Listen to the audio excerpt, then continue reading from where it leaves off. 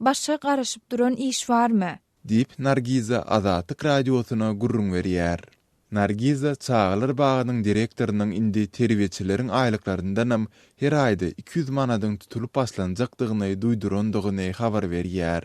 Direktorymyz watanyň prezidentiň ýene nämäniň bähwidi üçin biziň aýlygymyzdan hem puluň tutulup başlanjakdygyny aýtdy. Ozol hem aýlykdan aýlyga zordan gün görýäs. Inni nädip ýaşamaly?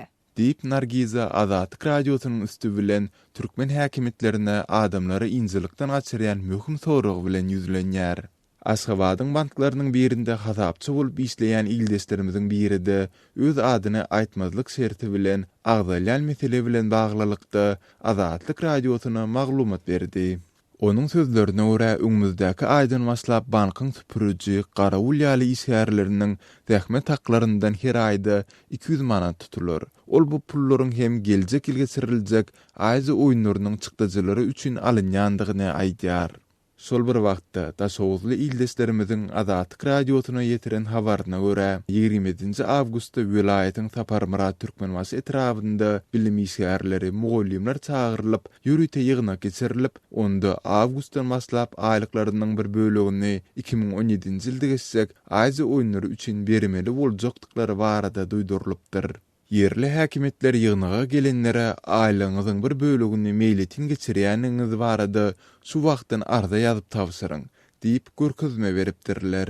Yerli mektepleriň biriniň direktorynyň Azatlyk radiosyna aýtmagyna görä, häkimetler diňe bir geljekki aýlyklaryň bir bölegini tutmak bilen çäklenmän, ýa-da 2 aýdan bäri tölenmän saklanyp gelinýän zähmet haklarynyň hem aýzy oýunlarynyň çykdyjylary üçin döwletiň hasabyna geçiriljekdigini habar beripdirler.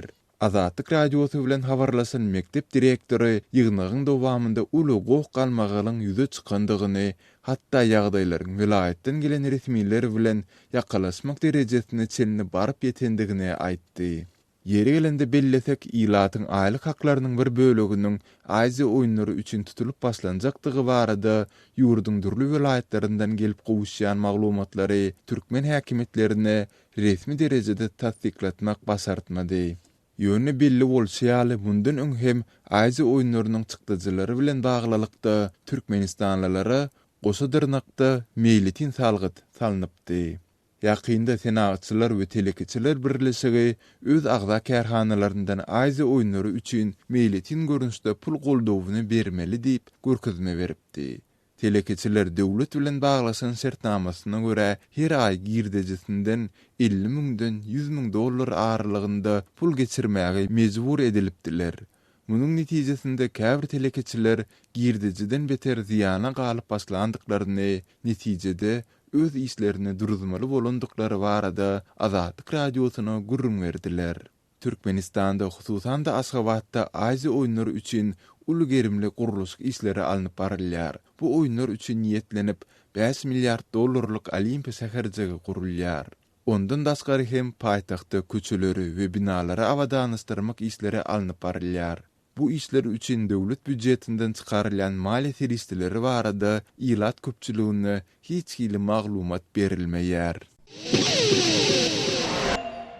Gepleýär Azatlyk radiosy. Habarlar gündeligi gepleşigini men Merdan Sarif dowam etdirýärin. Göktepeli bäşim sosial ulgamlar arkaly Azatlyk radiosy bilen habarlaşyp, öz ýaşan etrafyndaky Daýhan bankyň bölüminde plastik kartyny ulanyp, bankomatdan pul aljak bolanda oňoýsuz ýagdaýy başdan geçirendigini gurrun berdi. Bäşimiň sözlerine görä ol banka baranda bankyň öňünde onlarça adamdan ibarat nowat bilen ýüzbe-ýüz bolýar. Göktepeli ildesimiziň adamlaryň bankomatda pulun guturandygy sebäpli ençeme sagatdan bäri bankyň öňüne garawullap durmaly bolandyklaryny saýat bolandygyny aýdýar. Sözümizin şu yerinde ýatdatsak, Türkmenistanda indi hökümet edaralarynyň işgärleriniň aýlyklary olaryň şahsy plastik kartlaryna geçirilýär we adamlar indi alýan aýlyklaryny diňe bankomatlarda nakdlaşdyryp bilýärler. Ýa-ni ýakynda ahir 2 aýyň aýlygy berildi. Bankomatdan pul çekdirjek bolup barsam, meniň ýaly onlarça adam hem kartyndan pul aljak bolup bankomatyň öňüne garawullap duran eken. Nowatdakylar bankomatdaky puluň mundan 3 sagat odal gutaranyny bank resmileriniň hem günüň dowamında oňa gaýtadan puluň goýuljakdygyny söz berendiklerini gurrun berdiler. diýip Bäsim habar berdi. Bäsim nowatda ýene-de 2 saat garasandan soň iş gününiň ahyrynda bankomata pulun tanlandygyny, emma ahyr soňy öz nowaty ýetende ýene-de bir oňoýsuzlyga uçrandygyny aýdýar. Nowatym ýetip kartym bankomata salan pursatym onuň ýüzi gög renk bolup soňu bilen doly öşdi. Kartym hem içinde galdy. Ähli düwmelere basyp çyksam da hiç ýyl netije bolmady. Habarym ýetireýin diýsem, iş güni gutaranyň sebäpli bankda hem hiç kim ýokdy. Garawul hem çykmady. Diýip Bäsim Daýhan Bankyň Gökdepedäki bölüminde basyna düşen hadisany suratlandyrýar. Bäsim ýene-de 3 saat töwürüge garasandygyny, emma ne bankomatyň işläp başlandygyny, ne de ondan kartyny alyp bilendigini, şeýdibem biýalaç ili boş ýzyna gaýtmaly bolandygyny aýdýar. Türkmenistanda aýlyklaryň saxta plastik kartlara geçirilip başlanmagy bilen Bäsimiň ýalygyna düşen Türkmenistanlylardan Azatyk radiosyna ýygy-ýygydan hat habarlar gelip gowuşýar. Olarda ildeslerimiz Türkmenistanda banklaryň we saxta plastik kartlaryň işleýişinden öz dowamly nägileliklerini bildirýärler. Adamlar bir tarapdan ýurdun käbir şäherlerinde ýa-da etraplarynda bankomatlaryň kadaly işlemeýändiginden, olarda aglawa ýagdaýda pulun ýokdugundan derenseler, beýlik tarapdan olaryň tanynyň azlygyndan we pul almak üçin onlarça kilometr töküp ýürüýte etrap merkezlerine gitmeli bolýandyklaryndan şikaýet edýärler. Sol bir wagtda Azatyk radiosynyň redaksiýasyna gelip gowuşan maglumatlara görä, Taşawuz vilayatynda bir adamynyň bankomatdan bir gezekde çekip bilýän puluny hem 100 manat möçberinde çäklendirmek ýerdilipdir. Ýaşaýjylar plastik kartlaryna geçirilen aýlyklaryny nagtlaşdyryp bilmeýändiklerini, şeýle-de bankomatdaky kimçilikler bilen baglylykdaky bank we häkimlik resmiýetlerine eden arzalarynyň netije bermeýändigini aýdýarlar. Azatyk radiosynyň bu mesele boýunça Türkmenistanyň degişli bank ulgamlaryndan nähildir bir maglumat almak tynançyklary hem netije bermedi. Gepleýär Azatlyk radiosy. Habarlar günnelik gepleşigimizi men Sahra dowam etdirýän. Türkmenistanyň prezidenti Gurbanuly Berdimuhammedow ýurdun milli howpsuzlyk ministrliginiň döredilmeginiň 25 ýyllygy münasibetli halka gutlaw haty bilen ýüzlenýär. 30 sentýabrda Türkmenistanyň resmi medeniýetinde çap edilen maglumatda Berdimuhammedow bu sene münasibetli ýurdun milli howpsuzlyk ministrliginiň işgärlerini gutlap, Türkmenistanyň dünýäde parahatçylygyň agzybirligiň gülläp ösüşleriň ýurdu hökmünde uly awraya eýedigini aýtdy. Şeýle-de ol milli howpsuzlyk ministrligi ýurdun howpsuzlygyny üpçün etmekde, halkyň awadan durmuşyny, raýat jewitligini hemde döwletiň ykdysady behwidini goramak ugrunda jogapkärli wezipäni ýerine ýetirýär diýdi. Azatlyk radiosu şu günkü günde bu ministrligiň Türkmenistanda oýnaýan rolu barada häzirki wagt daşary ýurtlarda ýaşaýan käbir türkmensanlar bilen söhbetdeş boldy. Ýaragly güýçlerde gulluk eden Türkmen parlamentiniň öňkü deputaty Halmyraz Söýünowyň sözlerine görä, bu ministrlik döwletiň içerki we daşarky howpsuzlygyny üpçün edýän esasy gorag ministrlikleriň biri bolsa-da, onu bir adamyň behwidine görkezmesine laýyklykda iş alınıp barylýar. Yurtta ilkinci nowatda kanun işlämek, konstitusiýa işlämek, demek insanlaryň hukuklary ýa adamlaryň garażlaryň hukuklary günne depelenip duran döwletde ol ministrlik öz borcuny konstitusiýada talap edilşi ýaly ýerine ýetirip bilmeýär. Diňe şol ýokardan berilen görkezme esasyna ýa prezidentiň beren görkezmesi esasyna olar günnelik işini ýola goýup oturan guruma.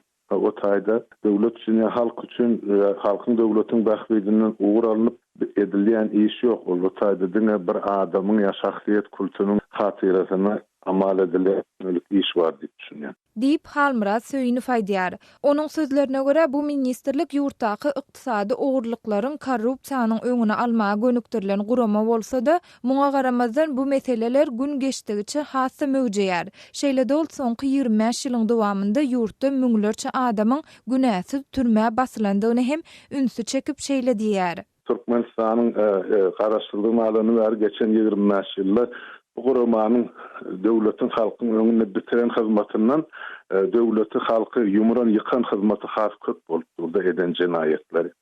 Islenlik döwranymyzda da şol KNB eli bilen ýüzlerçe müňlerçe adam türmelere dykyldy. 10 miňlarça adam öz hukugundan mahrum edildi. Ene kenbanyň bitireni işi. Adam hukuklaryny gorayan Türkmen inisiativasy toparynyň başlygy Farid Tuhfatulyn hem Milli Howpsuzlyk Ministrliginiň işinde Sowet döwründe alınıp barlayan siýasatyň henis hem dowam edýändigini aýdyp, olaryň esasy maksady başga pikirli adamlara garşy görüşmekden ibaret diýär. Men pikirimçe şol Sowet döwletinden gelen siýasat gidip turýar şol howpsuzlyk diýip, diňe olar özleri döwletiň siýasatyna garşy adamlary düşman etip görkezip, hem de şolara garşy görüşmek olaryň esasy maksady. Siýasat boýunça olara şol gerek. Ol halkyň, milletiň howpsuzlygy däldi, döwletiň howpsuzlygy. Diýip Farid Tuhfatulyn belleýär. Onun sözlerine göre bu ministrliğin esası borcu halkın howpsuzlygyny üpçün etmekten ibaret bolsa da yurtda adamlaryň hukuklarynyň berja edilişine, ykdysady we ekologik meseleleriň çözülmegine üns berilmeýär. 2002-nji ýyla çenli Türkmenistanyň Milli Howpsuzlyk Komiteti diýilip atlandyrylan ýurduň Milli Howpsuzlyk Ministrligi 1991-nji ýylyň 30-njy sentýabrynda döredilipdi. Gepleyer Azatlyk Radiosu. Habarlar gündeligimizi dowam etdirýäris. Azatlyk Radiosynyň Facebook sosial ulgamyndaky sahypasyna soňky günlerde dinleýijilerimizden gelen maglumatlaryň käbirinde öz pikirlerini açyk orta atýan, tesbir ýazýan okuwçylarymyza haýwatly hatlaryň gowuşup başlandygy habar berilýär. Facebookdaky okuwçylarymyzyň biri özüne şeýle mazmunly hatyň gowuşanlygyny habar berip, hatyň nusxasyny uğratdy. Onun mazmununda şeýle diýilýär. Size duýduruş, siziň bir aýyň içinde Türkmenistana gelmelidigiňizi habar berýäris. Türkmenistanyň prezidentine dil getirmekde günäkärlenýäňiz. Ýazan sözüňize jogap beriň. Soň boş siz, ýoksa siziň Türkmenistandaky garandaşlaryňyz prokuratura ýygnatma kararyny çykarjak, siz tapylýan çaňyz diýilip hatda edilýär. Azatlyk Radiosu bilen bu maglumaty paýlaşan okuýjymyz şeýle hatyň öz töweregindäkilere de gowşanlygyny habar berýär we ýöne şeýle gorkuzyp ýörde, ananan adamlar hem bolar diýip aladalanma bildirýär. Okuýjymyz haýwatly mazmunly bu hatyň özüne Türkmenistanyň konsullugynda işleýänligini görkezden Facebook ulanıcıdan gelip gowşanlygyny habar berdi we onuň adyny, suratyny görkezdi. Azatlyk Radiosu haýwatly duýduruş mazmunly bu haty iberýänligi aýdylýan adamyň ady we suraty boýunça Facebook ulanıcysyny tapdy we onuň bilen hat üstü bilen habarlaşyp, onuň şeýle haty iberip ibermänligini anyklamaga synançdy. Biziň haýyşymyza jogap entek gelmän soň agdalan adamyň adyny görkezmekden saklandyk. Onuň Facebook sosial ulgamyndaky sahypasynda hem Türkmenistanyň konsulxanasynda işleýär diýilip görkezilýär. Türkmenistanyň Istanbuldaky konsulxanasynda şeýle adamyň işläp işlemeýänligini konsullugyň özünden häzirlikçe anyklap bolmady. Azatlyk Radiosynyň sosial ulgamlaryndaky sahypalarynda aktiv pikir paýlaşýan okuwçylarymyz Türkmenistandaky ýagdaýlar barada tanqidi garaýşlardan saklanmagy maslahat beriji hatlaryň özlerine öňem iýerilendigini habar berdiler. Gepleyer Azatlyk Radiosu. Hormatly dinleyijiler, habarlar günneligimiz Türkmenistanyň urulýan açylyş dawaralary we çağalar baradaky söhbet bilen dowam etdirýär. Türkmenistanyň habarçymyz Sultan Asylowa bu mesele barada lewaply terbiýeçi, çağalar wagynyň olky işgäri Gülsün bilen söhbetdeş boldy. Açılışların haşi idara kärhanalaryň täze gurulýan binalaryň açylışlary sizde ýygy-ýygydan bolýarmy? Bolýar. Çoňa kömege de barýas, kömekleşersem. Edara açılsa hökman bizler bar kömekleşýäs. Ana şu idaralar açmana döwlet ýolbaşçysy barýarmy ýa bolmasa yerli häkimler açýarmy täze gurulýan binalary? Täze binalary häkimlikden adam barýar, bilim bölümünden barýar, vilayatdan barýar.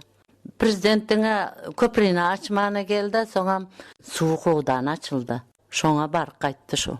Açılış dawaralaryna mektep okuwçylary, çağalar wagynyň çağalary gatnaşýarlarmy? Hawa gatnaşýarlar, özleri milli geyimleri bilen bile çykyp barýarlar, hatara durup garaşýas, baryp ýygnagyny götürünçelle durýas, soňça olar gaýdan soň bizler gaýtdys. Okuwçylar hem barýar, maýda idaralar hem barýar, çağalar bagynyň işgärleri hem barýar. Niş taýýarlyklar näçe wagt öňünden başlanýar? 1 ay 15 öňünden aýtdy, ýygnaga aýtdy, müdirler ýygnaga aýtdy, dana aýtdy, taýýarlyk görüňler. Mana şuňany ýerde şuňany bolýar, börüne baryp araşdyrmaly, börde durýan ýerini görmeli, haýsy ýerde sen durmaly, şol gelýän bile şolary görkezýärler, şoňa baryp bizler repetisiýa geçýäs. Ine şu geçilen repetisiyalar, görülen taýýarlyklar, çağalary mektepde okudan, çağalar bağındaky işgärler işden ünsün soğuyamy. Owa iş wagtymyzda gitýär bizler hem çağa garap bilmeýiz. Bizler onuň aýdyryn edilermi, çağa garalmy. Terbiýeçi bilen eneke ýerini çalyşyp nowatyna baryp gatnaşýar. Taýýarlyklar sebäpli okuwçylar okudan alýarlarmy? Taýýarlykly sebäpli okudan galmaýarlar. Ýöne gelende bir 3 gün 4 gün galanda şo ýerinde baryp durmaly, ýerinde baran pilesinde şonu görjek bolup okuwçylary alyp gidip görkezýärler. Şonda galýa başga wagtda galmaýar. Ine şu nähilek çağalaryň şu saglygy yaramly bolýarmy? Şu çağalar şu taýda dik durmana, ýer baryp durmana, şu çäre gutarýança aýagy üstünde durmaga çağalar ýaraýarmy? Indi durýarlar, indi baka onana näme bolan ýok. Çağalar hem işgärler hem durýarlar. Ine halkyň pikiri nähilek? Şu çağalar okuwdan oýmak, işgärleri işden oýmak, şu çärelere gatnaşdyrmak hükmana taplanýarmy? Halkyň şoňa garaýşy nähili? Halkyň öz pikiri boýunça şol gerekde sebäbi biz çağan kabul edip aldyk. Özüme çağamy kabul edip aldım. Soňra biz o çağamy enekama taşlaýanda başga ýere gidip ýörsem, hani meni berin terbiýem men şu güni sapak geçmeli ona. 4 sagat bar sapak geçmeli. Halkyň pikirinçe şol ikisam dogry gelmeýän hasan diýen okuwçylara hem çağalar bagyna okuwçylara gidende ýa çağalar bagyna işgärlere gidende dogry gelmeýärmi diýip hasap etdi. Neden işgärlere barsa yetik bolarmy diýip pikir etdim men şeýle. Ine şolna edara işgärlerine mena şu çärelere gatnaşdyranda ýa paxta ýygymyna gatnaşdyrlanda şu ilat üçin nähili kynçylyk döret? Ol näme baran planda ýerinde bolmasa işiň bitmeýär, soň gije galsa ýene bir edara bermeli. Spravkalaryň bar bolsa şonu tapşyrjak bolsaň sen gije galdyň diýede bahana gözleýärler. Soň wagtynda getirmediň de käme almaýarlar. Spravka beren edaralar bar, savezler bar, soň bana lukmanlar bar. Lukmanlary da kesel baranda şol adam lukman tapmasa kyna, şolar gitmese mençe gowy bolar diýip pikir etdi. Hormatly dinleýijiler, Sultan Asilowanyň lewaply Gülsün bilen söhbetdeşligini dinlediňiz. Gepleýär Azatlyk Radiosy. Habarlar günneligi gepleşigimizi men Sahra dowam etdirýän. Ukrainanyň Sumy şäherinde türkmensanly ýaşlaryň bir toparynyň Azerbaýjanly studenti urup ýenjendigi habar berilýär. Westi Az neşriniň 29-njy sentýabrda beren maglumatyna görä, Sumy oblastyndaky Azerbaýjanlylaryň kongresiniň başlygy Mehriban Salmanowa APA habar agentligine Sumy şäheriniň Owa Hojalyk institutunyň 3-nji kurs talebi Kurdamirli Guliyev Tural Hatamhan ogluny 20 golay adam tarapyndan hüjüm edilendigini habar berdi. Bu waka Agdalyan Uniwersitetiň umumy ýaşaýyş jaýynyň golayynda bolup içkili haldaky türkmensanlaryň bir topary ýatakhananyň garry komendantyny ırsarap başlaýar. Şonu golayda duran Guliyev olary özlerini dürsemäge çağırandy. Oňa türkmenleriň bir näçesi tarapyndan hüjüm edilip demir simler bilen urulup ýenjilýär. Studenti ölendir öýden türkmensanlar wakanyň bolan ýerini terk edýärler. Bu wakadan soň beýindäki travma zerarly keselhana ýerleşdirilen Guliyew agyr kontuziýa we hereket sağlygynyň ýitenligi barada diagnoz goýuldy diýilip Azerbaýjanyň habar agentliginde bellenýär. Emma onda wakanyň anyk haçan bolanyny barada jikmejik maglumat berilmeýär. Yeri geleni aýtsak bolly diýilen waka barada Azatlyk Radiosyna ne Sumy şäheriniň Owa Hojalyk institutunyň resmiýlerinden ne de Türkmenistanyň Ukrainadaky ilçihanasyndan maglumat almak başartmady. Soňky ýyllarda daşary ýurtlarda okuyan ýa-da işleýän türkmensanlar barada wagtal dürli maglumatlar peýda bolýar. Şu ýylyň iýun aýynda Türkiýanyň Istanbul şäheriniň Sarıyer etrawynda Azat Orunow adly bir türkmen raýaty başga bir türkmensanyň tarapyndan sapança bilen atylyp öldürildi. Awgust aýynda hem 2012-nji ýyldan bäri Demirada Kipr Türk Respublikasynda wizasyz gaçyk ýagdaýda ýaşan türkmen raýatlary Merdan Mehmanow bilen Bayram Halbaýewiň ogurlukda aýplanýandygy barada Türk medeniýet serişdelerinde maglumatlar peýda bolupdy. Sözümiň ahirinde ýatlatsak, ýokarda agdalan wakalar barada türkmen medeniýetinde halk köpçüligine hiç ýyly maglumat berilmeýär. Azatlygyň e-mail adresi metbugot email belgisi gmail.com Bize yazıp maglumatlary, suratlary we videolary ugradyň. Şahsiýetiňiz dolu gizlilikde saklanır. Metbuat e-mail belgisi gmail.com. Gepleýär Azatlyk Radiosy. Habarlar gündeligimizi men Gözel Hudaýberdiýewa dowam etdirýärin. Balkan welaýatynyň ýaşaýjylary çilimi has arzan bahadan satyn almaň ýoluny tapdylar diýip gararsyz maglumatlary çap edýän Türkmenistanyň Kronika satly neşir Balkan welaýatynyň ýaşaýjylarynyň Türkmenistanyň we Gazagstanyň serhet ýaka regionlarynyň ilaty üçin wizasyz geçiş düzgünlerinden peýdalanyp çilimi Gazagstandan satyn alyp barýanlygyny habar berdi. Gazagstanda çilimiň bir gutusynyň minimal bahasynyň 240 teňe, ýagny 1 Amerikan dollaryndan pestigi habar berilýär. Türkmenistanda çilim 21-nji iýundan beri resmi görnüşde satylmaýar. Çilimi gizlin ýoldan elden satýan nokotlarda 30-njy sentýabrda hususanda Aşgabatda çilimiň bir gutusynyň bahasy 50 we 80 manat aralygynda boldy. Bu narh Türkmenistanda daşary ýurt valutasyna resmi derejede keshitlenen kursuna göre çilimiň bir gutusynyň bahasynyň 22 dollardan aşanlygyny, Amerikan dollarynyň gara bazardaky kursuna göre çilimiň bir gutusynyň bahasynyň 13 dollardan aşanlygyny görkezýär. Gazagstanyň Mangistau regionuna wizasyz barmak mümkinçiligine eýe bolan türkmenistanlylar şuňlar kanun boýunça ruhsat berilen 2 gutu çilimi Gazagstan tarapyndan satyn alyp ýyzyna dolanýarlar. Şu sebäpden Temirbaba serhet geçirgesinde günde uly nowatlar emele gelýär diýip Türkmenistanyň Kronikasy habar berýär. Temirbaba serhet geçirgesinde Azatlyk Radiosyna bu ýagdaý barada maglumat bermekden ýüz ördüler. Türkmenistanda soňky bir ýyla bolay wagtyň dowamında çilim sewdasyny amala aşyrmaga resmi ygtyýar diňe döwlete degişli dukanlara berilipdi. Hususanda paýtagtda Türkmenistanyň sewda we daşary ykdysady gatnaşyklar ministrliginiň Türkmen Bakale idarasyna, Aşgabat şäheriniň sewda idarasyna we Aşgabat şäheriniň Köpetdağ etrawynyň sewda idarasyna degişli dukanlarda otynyň ýüzünde çilimiň saglyga ziýany barada türkmen dilinde ýazylan duýduruşly çilimler satylýardy.